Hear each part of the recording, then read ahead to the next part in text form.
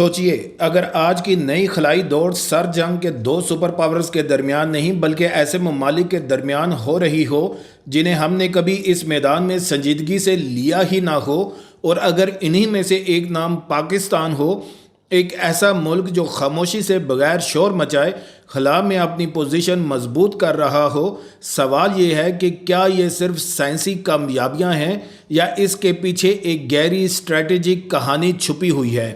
کیونکہ جو کچھ اوپر آسمان میں ہو رہا ہے وہ نیچے زمین پر طاقت کے توازن کو بدل سکتا ہے۔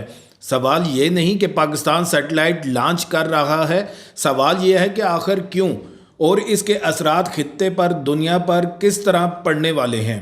آج کی ویڈیو میں ہم اسی راز سے پردہ اٹھانے جا رہے ہیں۔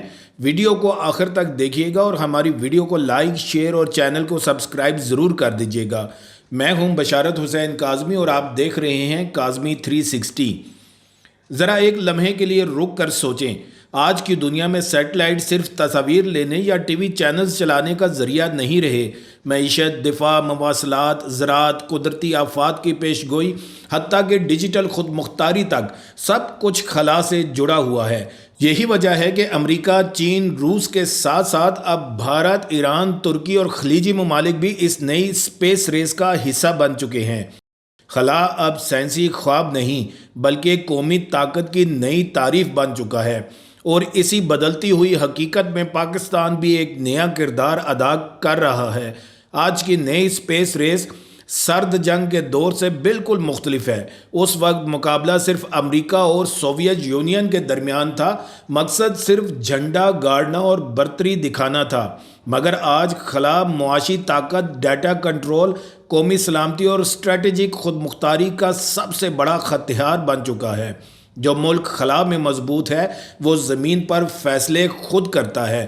یہی وجہ ہے کہ اب چین، بھارت، جاپان، ایران، ترکی اور حتیٰ کہ چھوٹے ممالک بھی خلا میں سرمایہ کاری کر رہے ہیں۔ اس منظرنامے میں پاکستان کا آگے آنا کسی حادثے کا نتیجہ نہیں بلکہ ایک طویل خاموش منصوبہ بندی کا عکس ہے۔ پاکستان کا خلائی پروگرام بظاہر سست دکھائی دیتا رہا، مگر حقیقت میں یہ ایک صبر آزما ترقی کا عمل تھا۔ 1961 میں اسپارکو کے قیام سے لے کر آج تک پاکستان نے محدود وسائل کے باوجود بنیادی صلاحیتیں پیدا کیں۔ اس دور میں جب دنیا ہمیں صرف زمینی مسائل میں الجھا ہوا دیکھتی تھی، اسی دوران پاکستانی سائنسدان مدار، ٹیلی میٹری اور راکٹ ٹیکنالوجی کی بنیادیں رکھ رہے تھے۔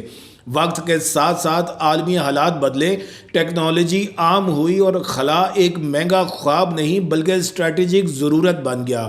یہی وہ موڑ تھا جہاں پاکستان نے اپنی سمت تیز کی۔ اب ایک اور اہم سوال پیدا ہوتا ہے کہ پاکستان کو خلا میں سرمایہ کاری کی فوری ضرورت کیوں پیش آئی؟ اس کا جواب ڈیٹا میں چھپا ہے۔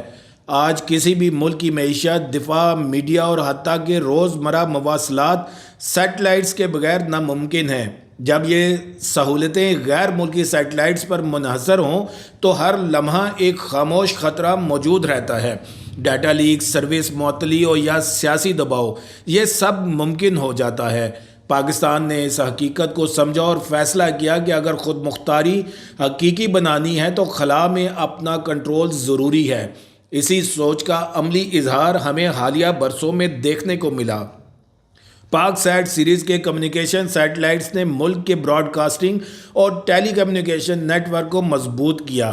اس کا فائدہ صرف ٹی وی چینلز تک محدود نہیں بلکہ ڈیجیٹل معیشت، فن ٹیک، ای گورننس اور محفوظ سرکاری رابطوں تک پھیلا ہے۔ ایک ایسا انفراسٹرکچر جو بظاہر نظر نہیں آتا مگر پورے نظام کو سہارا دیتا ہے۔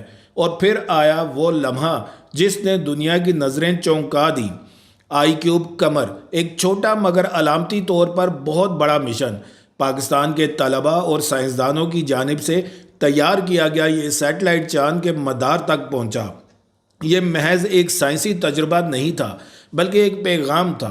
پیغام یہ کہ پاکستان صرف زمین کے گرد گھومنے تک محدود نہیں بلکہ گہرے خلا میں بھی قدم رکھنے کی صلاحیت رکھتا ہے۔ چاند کے مدار سے حاصل ہونے والا ڈیٹا، ریڈیشن تجزیہ اور کمیونیکیشن تجربات مستقبل کے مشنز کی بنیاد بن سکتے ہیں۔ یہاں ایک اور پہلو قابل غور ہے۔ خلائی پروگرام صرف سائنس کا کھیل نہیں، یہ انسانی سرمایہ کی تربیت کا ذریعہ بھی ہے۔ آئی کیوب قمر جیسے منصوبے پاکستانی نوجوانوں کو یہ یقین دلاتے ہیں کہ عالمی معیار کی ٹیکنالوجی ان کی پہنچ سے باہر نہیں۔ یہی اعتماد آگے چل کر انڈسٹری، سٹارٹ اپس اور دفاعی تحقیق میں منتقل ہوتا ہے۔ یعنی ایک سیٹلائٹ دراصل پوری نسل کی سوچ بدلنے کی طاقت رکھتا ہے۔ زمین کی طرف واپس آئیں تو ریموٹ سینسنگ اور ارتھ آبزرویشن سیٹلائٹس کی اہمیت اور بھی بڑھ جاتی ہے۔ پاکستان جیسے ملک کے لیے جہاں زراعت معیشت کی ریڑھ کی ہڈی ہے، فصلوں کی نگرانی، پانی کے ذخائر کی مینجمنٹ اور موسمی تبدیلیوں کی پیش گوئی زندگی اور موت کا مسئلہ بن سکتی ہے۔ سیلاب، لینڈ سلائیڈنگ یا خشک سالی، اگر بر وقت ڈیٹا دستیاب ہو تو نقصانات کم کیے جا سکتے ہیں۔ یہی وہ خاموش فائدے ہیں جو کسی بھی خلائی پروگرام کو اسٹریٹجک بناتے ہیں۔ اب بات کرتے ہیں خطے کی۔ جنوبی ایشیا پہلے ہی ایک حساس خطہ ہے۔ بھارت کی تیزی سے بڑھتی ہوئی خلائی صلاحیتیں، نیویگیشن سسٹمز اور دفاعی سیٹلائٹس ایک نئی حقیقت ہے۔ ایسے میں پاکستان کا خلا میں مضبوط ہونا طاقت کے توازن کو یک طرفہ ہونے سے روکتا ہے۔ یہ کوئی جارحانہ پیغام نہیں بلکہ ایک دفاعی یقین دہانی ہے کہ پاکستان اپنی نگرانی، کمیونیکیشن اور ڈیٹا خود سنبھال سکتا ہے۔ مستقبل کی تصویر دیکھیں تو چیلنجز واضح ہیں۔ جدید سینسرز، لانچ وہیکلز اور مستقل فنڈنگ آسان نہیں۔ بین الاقوامی پابندیاں اور ٹیکنالوجی ٹرانسفر کی رکاوٹیں بھی موجود ہیں، مگر مواقع بھی اتنے ہی بڑے ہیں۔ عالمی اسپیس اکانومی تیزی سے پھیل رہی ہے۔ کمرشل سیٹلائٹس، ڈیٹا سروسز اور مشترکہ سائنسی مشنز پاکستان کے لیے نئے دروازے کھول سکتے ہیں۔ اگر درست سمت میں سرمایہ کاری جاری رہی تو پاکستان نہ صرف صارف بلکہ فراہم کنندہ بن سکتا ہے۔ آخر میں سوال پھر وہی ہے، کیا یہ واقعی اسپیس ریس ہے؟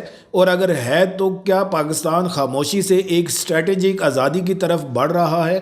شاید جواب آنے والے برسوں میں ملے گا، مگر نشانیاں آج ہی نظر آ رہی ہیں۔ خلا اب خواب نہیں، ضرورت ہے، اور جو اس ضرورت کو وقت پر سمجھ لے وہی مستقبل کی سیاست اور معیشت کا رخ متعین کرتا ہے۔ اس ویڈیو کو لائک کریں، چینل کو سبسکرائب کریں اور کمنٹ میں ضرور بتائیں کہ آپ کے خیال میں پاکستان خلا میں کہاں تک جا سکتا ہے، کیونکہ جو قومیں آسمان کو سمجھ لیتی ہیں وہی زمین پر تاریخ لکھتی ہیں۔ پھر ملیں گے ایک نئی ویڈیو کے ساتھ۔ اللہ تعالیٰ آپ سب کا حامی و ناصر ہو۔